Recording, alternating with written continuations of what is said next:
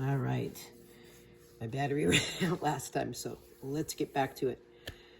My mom and I had almost made it to the full moon gathering that evening when again she voiced her opinion in regard to the smoking pot incident from the day before.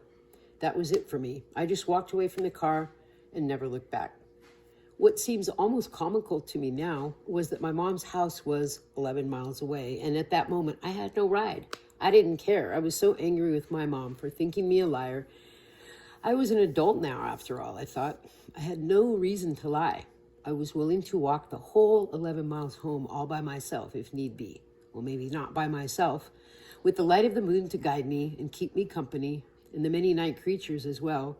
I just knew I could make it back to my mom's farm. My mind was so determined and focused as I went. I became Turtle Walks On. And I did just that. I kept on walking. My nickname was Terror Turtle growing up through my childhood days. I walked many miles on that clear, crisp autumn night, about 4 or 5 in the end. Then a gal driving from Bayfield stopped and asked me if I needed help.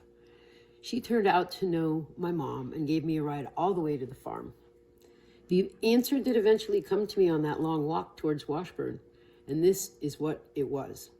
I would go home, I would pack my bag, and in the morning, I would ask my mom for the final time, "Do you think me still a liar?"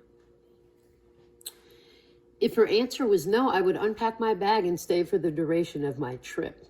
But if her answer was still yes, then I would walk out that door and somehow get to the airport and go home.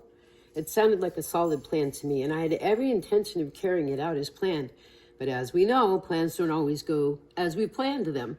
For instance, it was a total shock to me that my mom still didn't believe me, even after my moonlit walk the night before. I had been sure she would come around, but that was certainly not the case.